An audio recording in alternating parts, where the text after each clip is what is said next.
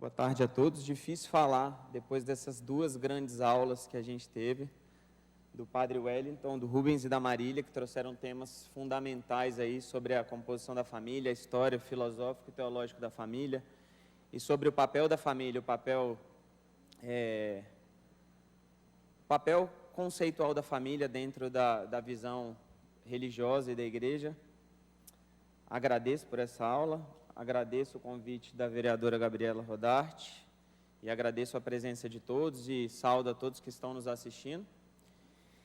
Muito bom voltar a Goiânia depois de algum tempo. Minha família é proveniente de perto daqui, de Anápolis, não sei se todos vocês conhecem, então uma família goiana. E chegando ali na entrada de Goiânia já dá para sentir o cheiro da pamonha quentinha, a tradicional pamonha goiana, né? Que saindo daqui com certeza, eu nem almocei muito, porque eu queria comer uma pamonha. E queria começar contando para vocês uma pequena história, muito rápida. Algum tempo atrás, eu tenho um Instagram de educação de filhos, algum tempo atrás um casal veio, um homem, né, um pai, veio me relatar uma história, que eu vou contar muito rapidamente. Um casal que tinha um sonho de ter filhos, né, tiveram o seu filho, mas nunca planejaram o processo educacional dessa criança, nunca planejaram a educação. E como eles queriam dar tudo aos filhos, eu quero dar tudo à minha filha, não sei o quê, o que aconteceu? Eles começaram a trabalhar demais, se enfiaram no processo de trabalho, né? Não pensaram no processo educacional, não planejaram a educação, começaram desde o princípio já com babá, então delegaram um pouco da educação dos filhos para babá. Uma babá não deu certo, trocaram para outra, não deu certo, trocaram para uma terceira. A criança começou a virar uma criança arredia e difícil, com comportamentos de criança, mas que os pais não compreendiam, começaram a ser mais duros com ela. Depois de várias babás não terem dado certo, eles levaram à creche, a criança começou a frequentar a creche, e eles num processo de trabalho muito intenso, não tinham muito tempo para ficar com a criança, o pouco tempo que tinham não era um momento educacional, era mais um momento para tentar captar alguma coisa afetiva, ou dar coisas, ou tentar dar aquilo que eles não estavam conseguindo dar por outras formas. Só que foi virando uma questão estressante, a creche vivia chamando porque a criança tinha um comportamento inadequado, depois eles colocaram na escola, e as queixas da escola continuaram em relação ao comportamento daquela criança. Ela não era sociável, não se relacionava com os outros, batia, agredia, mordia, né? E aquilo foi virando um problema, uma tragédia dentro de casa. Esse casal acabou se separando por conta desse processo. E quando eles se separaram, não resolveram a questão que levou a tudo isso, que era nunca planejar um processo educacional. Eles se separaram, mas continuaram tratando a criança como um bem de disputa. E piorou a situação, porque cada um queria puxar a criança para um lado, então eles lutavam para ver quem dava mais coisas para a criança, lutavam para ver quem fazia mais coisas para a criança, e aquele processo foi virando um negócio tão forte, que por volta de 5 anos, a escola quis interferir. Vendo tudo o que estava acontecendo, a escola pediu para eles encaminharem a uma psicóloga essa criança.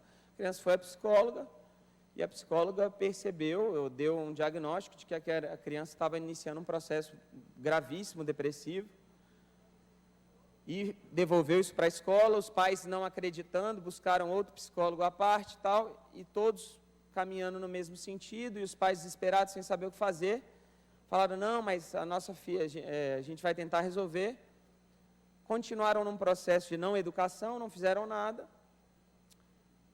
E a escola resolveu denunciar esses pais. A escola tomou o papel de educadora, que deveria ser dos pais, e é sobre isso que a gente vai tratar aqui hoje, e denunciou os pais para o Conselho Tutelar. Eu quero que vocês segurem essa história um pouquinho aqui, e mais para frente, depois da gente tratar de alguns temas, eu vou trazer o final dessa história para vocês. Eu acho que ninguém tem dúvidas aqui, como foi bem falado, que as virtudes são fundamentais para o processo educacional. As virtudes são a fundamentação para a educação de um ser humano. Aristóteles falou uma frase assim, que o homem feliz é o homem virtuoso. Ou seja, a virtude para ele preconizava a própria felicidade, né? Não era o prazer, não era o deleite, não era o desejo, era a virtude. E ele define a virtude como a disposição de um indivíduo para praticar o bem. Essa foi a definição de Aristóteles sobre virtude. Se alguém ainda tem dúvidas sobre a importância da virtude na formação do ser, existe um livro muito famoso chamado Teste do Marshmallow, não sei se vocês já ouviram falar. Acho que sim, né? Alguém respondeu ali. Esse livro consta mais de 40 anos de pesquisas, uma das pesquisas mais extensas já feitas em relação ao desenvolvimento infantil, por um doutor chamado Walter Mischel. E o que ele constatou? Final, 40 anos estudando crianças e fazendo um acompanhamento dessas crianças ao longo da sua vida. O que ele constatou simplesmente é que crianças que demonstravam uma virtude fundamental chamada resiliência, aos 4, 5 anos de idade, foram muito mais bem-sucedidas em suas vidas, em todos os sentidos, seja o sentido espiritual, seja o sentido afetivo, emocional, seja o sentido profissional, do que todas as outras crianças. Então ele chegou a uma conclusão que quem aprende a ser resiliente tem uma chance muito maior de ser bem-sucedido na sua vida. Então, a resiliência é uma virtude, dentre outras, né? Temperança, caridade, né? E as virtudes são fundamentais. Mas, se a gente entende aqui, e pelas cabeças de vocês, dá para perceber que todos vocês concordam comigo que a virtude é fundamental ao ser humano e à formação do ser humano, agora minha pergunta é, mas a quem cabe formar a virtude num ser humano? Será que um ser humano nasce virtuoso? Será que ele nasce virtuoso? Ou será que a virtude é uma conquista? Ou será que a virtude é uma formação por meio de atos de sacrifício? A quem nasceu? Minha filha tem 1 mês agora, minha terceira filha. A quem cabe ensinar virtudes para minha filha? E essa é a pergunta que eu deixo aqui. Antes da gente falar de educação das virtudes, eu queria conceitualizar para vocês a educação que eu estou tratando aqui, para que não fique depois perdido. Existem dois tipos de educação, uma delas eu efetivamente chamo de educação, a outra eu chamo de ensino. O que eu chamo de educação é justamente a transmissão, é a formação do caráter humano, né? É ensinar valores e virtudes ao ser humano, com o intuito de formá-lo. E o que eu chamo de ensino, que muitas vezes as pessoas chamam de educação, a própria Constituição falha, sim, na minha concepção, é o conhecimento, a transmissão do conhecimento de habilidades e informações. Vamos aprender sobre a história do Brasil. Isso são informações, isso é ensino. Isso é uma habilidade conquistada por meio da memória. Eu posso falar para vocês aqui, vocês aprenderem simplesmente pelo fato de memorizar o que eu estou dizendo. Tá? Então, isso eu chamo de ensino. Então, hoje eu quero focar aqui com vocês, não em ensino, em educação. Formação do caráter e formação de um ser livre e feliz. Tá certo? Vamos ficar com esse conceito. E a Constituição Federal, lá no seu artigo 205, ela já responde à nossa pergunta que a gente fez. A quem cabe o papel de educar? E ela responde no seu artigo 205 que a educação é direito de todos e dever do Estado e da família. Eu preferia que estivesse escrito, é dever da família, 3 pontinhos, muitas reticências, e complementar do Estado. Como bem disse a Marília, né? A Marília, na fala dela, o Estado, ele ajuda no processo educacional, né?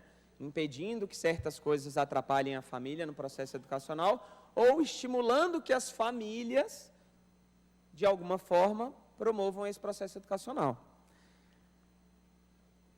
Mas aí vem a doutrina social da igreja que complementa isso de forma muito mais profunda e real e verdadeira, que fala o seguinte, apontando a família como a célula vital da sociedade, a primeira sociedade natural, assim como o padre bem colocou na sua palestra, o padre Wellington,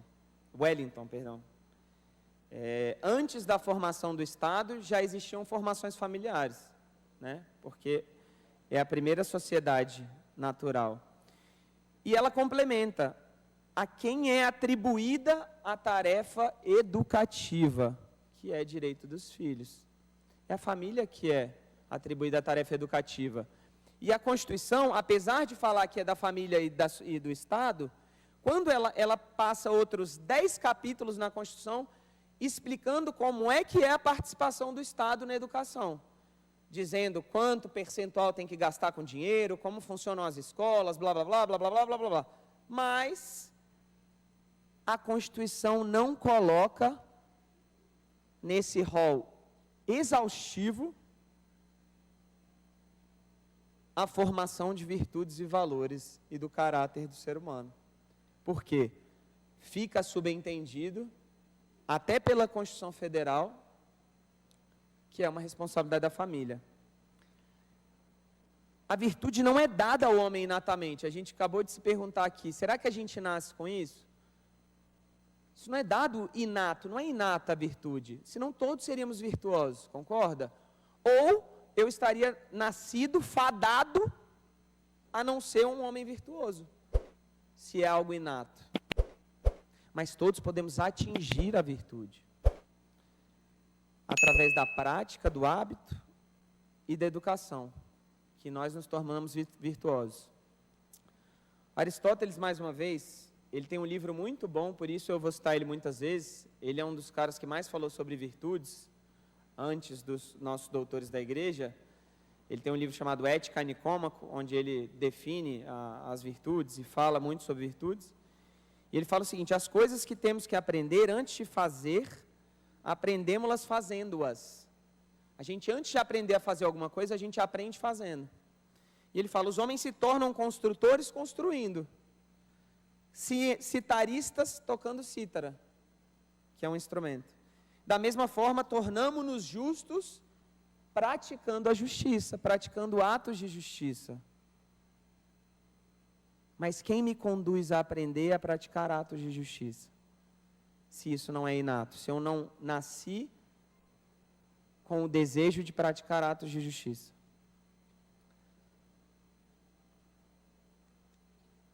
E agora o que eu quero trazer para você é que, além da Constituição Federal, da doutrina social da igreja, da história, da filosofia, da teologia e da antropologia, trazerem à luz para a gente sobre o papel fundamental dos pais e da família na formação e educação dos filhos,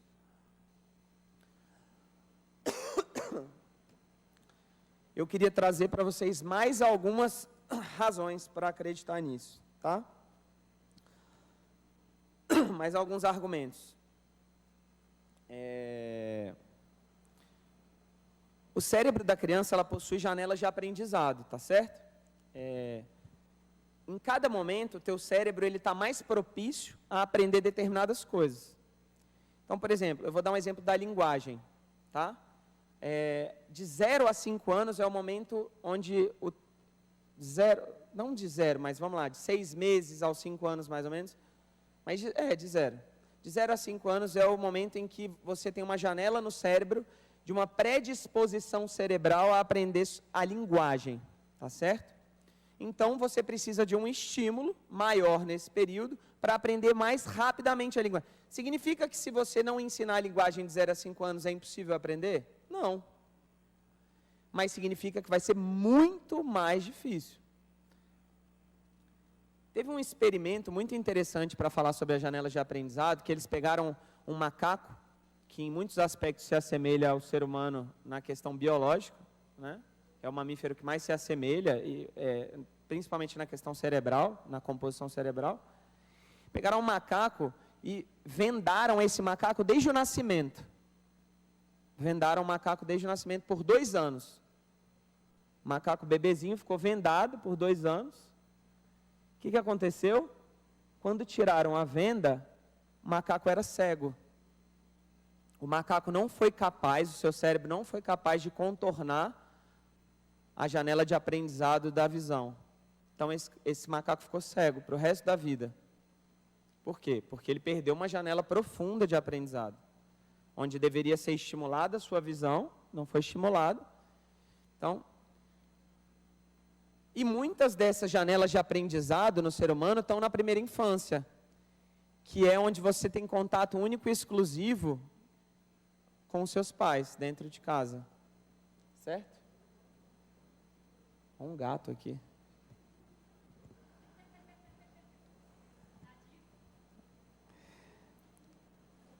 Além do mais, o homem, segundo Aristóteles, e segundo muito bem colocou o padre Emerson também, é um ser relacional, tá? E a família é a sua primeira experiência social. A primeira relação que um ser tem é com a própria família.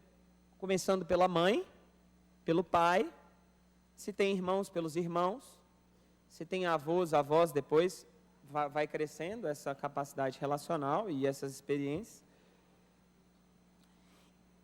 E como nós somos seres sociais e a sociabilidade é fundamental para a nossa existência,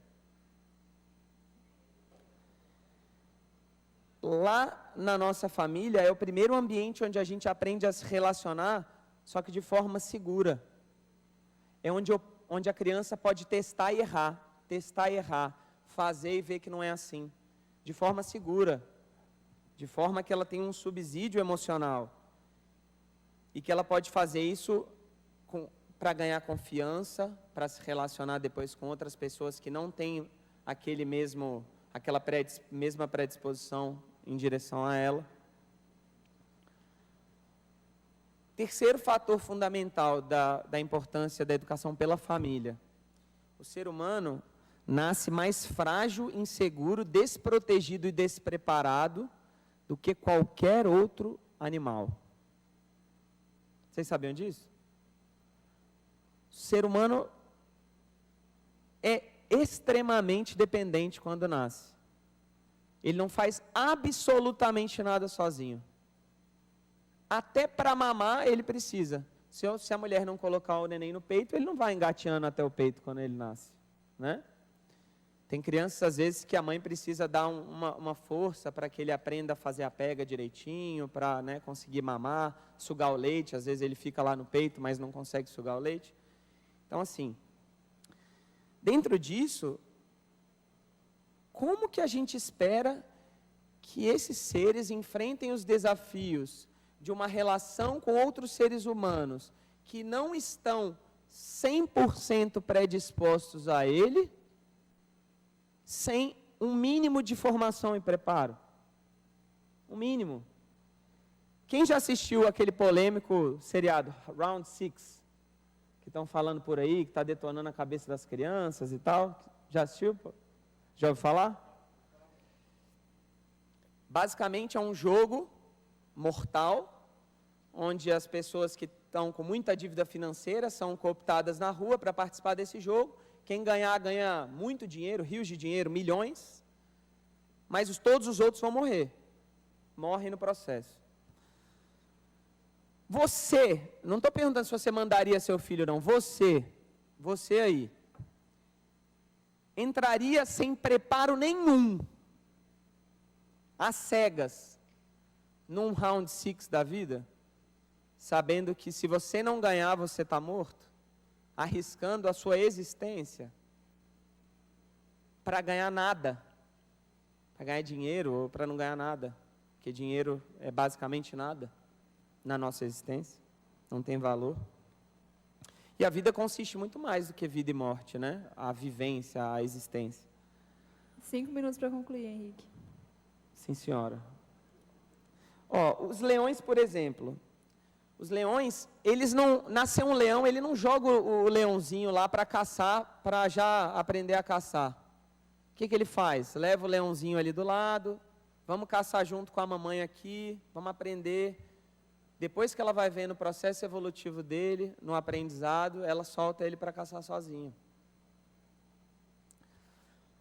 Gente, só os pais têm um instinto natural chamado de instinto de proteção da espécie. O professor não tem, o amigo não tem, o tio não tem, o avô não, só os pais têm. Isso é um instinto da natureza, proteção da espécie. Ou seja, só o teu pai e a tua mãe têm um instinto que os leva a se sacrificarem pela sua vida. Pode ser que por uma virtude, por um ser humano muito virtuoso se sacrifique por outra, pode. Mas isso não é um instinto, isso é uma conquista, é uma virtude. Tá? A educação das virtudes depende de algumas exigências fundamentais. Primeira, Stenson, que é um doutrinador em relação à educação de filhos, um educador parental americano, ele falou que para você educar uma criança, você precisa de 3 questões fundamentais. Exemplo, prática dirigida, que era o que a leoa faz quando ela leva o filho para caçar com ela, e a palavra. Só que o exemplo é o primeiro deles, é o topo da pirâmide. Só que só quem tem autoridade moral para dar o exemplo são os pais. Porque os pais possuem algo que cria vínculo com a criança. E por isso a criança os vê como exemplo e tenta repeti-los. Os pais possuem perante os filhos uma ascendência natural e biológica. De 0 a 8 anos de idade, neurologicamente falando, eu olho para os meus pais e eles são minha referência para tudo. Isso é natural. Eles são referência de beleza. Por exemplo, se uma criança de 6 anos olhar para alguém e achar belo, é porque ele acha parecido com os pais. Se ele achar inteligente, é porque ele acha parecido com os pais no sentido... Isso é natural e biológico. Professores, Estado, amigos, ninguém tem essa ascendência natural, portanto, não podem dar o exemplo. Num ambiente de ensino coletivo, como é a escola, por exemplo, a autoridade é dividida entre os professores, coordenadores, auxiliares. Isso confunde o referencial da criança. Qual que é o meu referencial de certo e errado? Se o professor A faz uma coisa e o professor B faz outra, cadê o referencial? Eu preciso ter um centro de referencial, um centro que me dê o exemplo. Pai e mãe dentro de casa. A educação das virtudes precisa de uma atenção individualizada para o seu processo de desenvolvimento. A pedagogia, o indivíduo é único, como bem foi dito aqui. Possui o próprio temperamento, emotividade, alma, cognição, genética, e tudo isso influencia no aprendizado. Como é que eu vou coletivizar a educação? Como é que eu vou ensinar da mesma forma para pessoas que estão completamente diferentes? Tem uma pessoa que é mais auditiva, outra pessoa é mais visual. Se alguém aqui já estudou para concurso público, sabe que tem gente que estuda lendo, tem gente que estuda ouvindo, tem gente que estuda assistindo aula, tem gente que prefere estudar de manhã, gente que prefere estudar à tarde, tem gente que prefere estudar à noite, gente que prefere estudar de madrugada. Isso é individual. A escola, o Estado, o esporte são todos centros de atenção coletivizada e a criança é tratada como uma peça em prol do bem comum. Se uma criança não faz parte daquele processo complexo de atingir o bem comum, eu não me importo com a criança. Tanto que existe um processo dentro da escola que chama expulsão. Se a criança não se encaixa, eu expulso. Vereadora, quando a senhora tiver um filho e seu filho tiver dificuldade no aprendizado, a senhora vai expulsar ele? Não, porque você tem um dever para com ele, um dever que a escola não tem. E nem o esporte, nem o Estado, tá?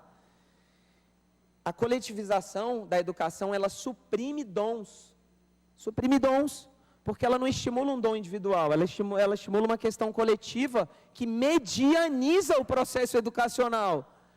Pega aquele que está se desenvolvendo muito, puxa ele para baixo. Aquele que está se desenvolvendo pouco, força. Às vezes uma coisa que nem é tão para ele, que ele preferia se desenvolver em outro aspecto. Vou tentar terminar. Eu só queria... Desculpa, tanta coisa. Eu queria ler um texto para vocês e queria que vocês me dissessem quem vocês acham que falou isso, quando e aonde, tá? Bem pequeno. O primeiro motivo é absolutamente sério, pois caso conste que as escolas de fato são úteis aos estudos, mas prejudicam os bons costumes, para mim é evidente que o modo de viver honestamente é mais importante que aprender da melhor maneira possível. julgam que os costumes são corrompidos nas escolas, julgam, pois tanto são corrompidos durante esse tempo, mas também em casa, como são muitos os exemplos desse fato. Quem vocês acham que falou isso? Que os costumes podem ser corrompidos nas escolas e que as escolas prejudicam os bons costumes? Isso foi dito por um orador romano, 35 depois de Cristo. Isso aqui poderia estar numa discussão atual de hoje. Poderia estar sendo falado aqui nessa audiência pública. Foi dito por Quintiliano, um dos grandes oradores romanos, em 35 depois de Cristo.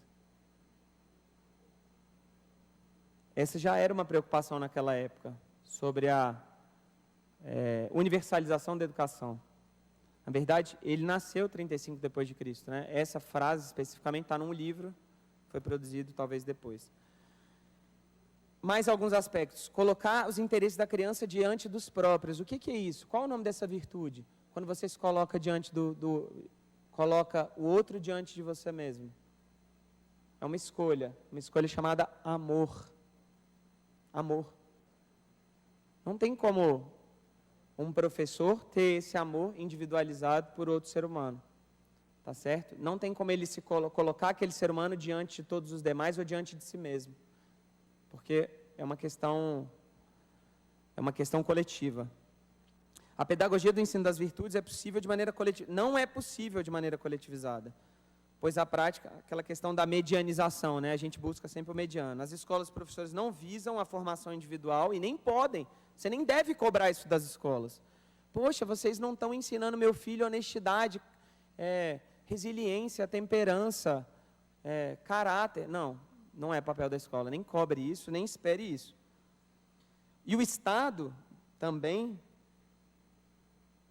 por meio da universalização do ensino compulsório, universalização do ensino que começou lá na Reforma, foi quando começaram as primeiras ideias de universalização do ensino.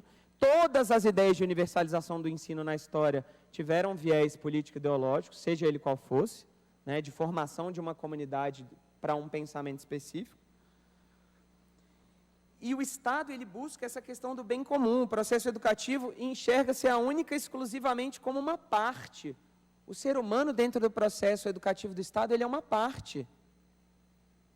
E que essa parte, se ela não se encaixa dentro do processo, ela deve ser excluída. Vocês conhecem um processo chamado Agogê, que acontecia em Esparta? Processo de formação e educação espartana, chamava Agogê. Vocês já devem ter visto o filme 300? É aquilo. É como eles formavam o cidadão espartano para ser um guerreiro e servir única e exclusivamente a polis, a cidade-estado espartana, para a guerra. Aquela forma de educação não visava tornar um ser humano livre, feliz, independente, com uma individualização. Não, ele só servia para aquilo, para o combate dentro da civilização espartana e dentro do propósito do Estado espartano. Se aquele ser humano fosse colocado, ele podia ser forte, ali ele cumpria seu propósito bem. Se aquele ser humano fosse colocado em qualquer outra sociedade, ele sucumbiria. Porque ele não é independente, não tem escolhas, não tem virtudes, só sabe fazer uma determinada coisa para cumprir o seu papel social. Então, eu só queria concluir. Muito aqui foi dito, e é uma grande verdade, que ao longo da história, o Estado, né, vem tentando tomar o papel educacional das famílias. Isso é uma grande verdade. E isso já foi muito dito aqui antes de mim. Mas o que eu quero salientar aqui para vocês é falar para o outro lado. Eu quero falar para os pais. Muito desse processo de universalização e de tomada da educação por meio do Estado é culpa das famílias, é culpa nossa, porque a gente abre mão, porque é muito cômodo, não é fácil educar um filho, não é fácil, é dificilíssimo, é sacrificante, é doloroso em muitos sentidos, e a gente vai abrindo mão devagarzinho, quando a gente permite que as escolas coloquem os nossos filhos para passar o dia fora, prefere trabalhar para botar mais dinheiro em casa ao invés de estar mais com os nossos filhos educando. Quando a gente prefere uma babá porque é mais cômodo do que a gente fazer alguns processos. A gente está aguardando a historinha ainda, tem a Esqueci. Finaliza com isso. As famílias, então, gente, só fica isso na cabeça. Famílias que estão ouvindo a gente, pelo amor de Deus, a gente não pode delegar a educação dos nossos filhos. Não pode. Não pode de maneira nenhuma. Nós é que seremos cobrados por eles no futuro. Esse seu filho que está sentado do seu lado, é seu filho? Ele vai te cobrar. Ele não vai cobrar o Estado porque ele não foi bem educado, porque ele não é um ser humano virtuoso. Ele vai cobrar você. Você que ele vai cobrar. Não se furtem a esse dever e a responsabilidade.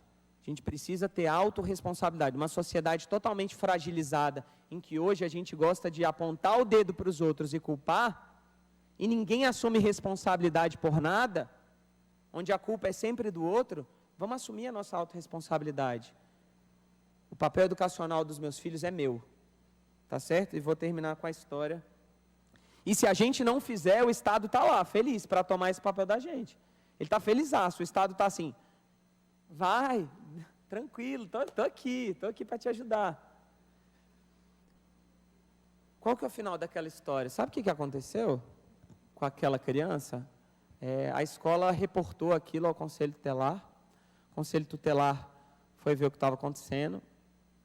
O Conselho Tutelar representa, apesar de representar os direitos da criança e do adolescente, ele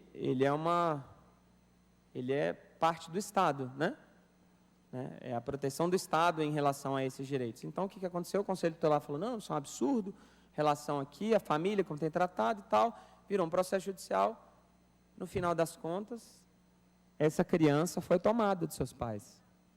Essa criança foi tomada dos seus pais. Retiraram a guarda dela. E a guarda, eu não me lembro agora, não sei precisar se foi para algum tio ou algum avô, avó, mas os pais perderam a guarda da criança. Culpa do Estado? Também, mas muito por culpa deles.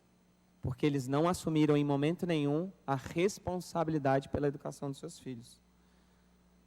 Terminar com aquela frase de Coríntios aqui, tá? Só para não dizer que eu não sou religioso. Católico, apostólico, romano. Não vos sobreveio tentação alguma que ultrapasse as forças humanas. Deus é fiel. Não permitirás que sejais tentados além das vossas forças. Mas com a tentação Ele vos dará os meios de suportá-la e sairão dela. Se Deus te cobra e te exige a educação dos seus filhos, é porque você pode e porque Ele vai te conceder a graça para isso. Obrigado.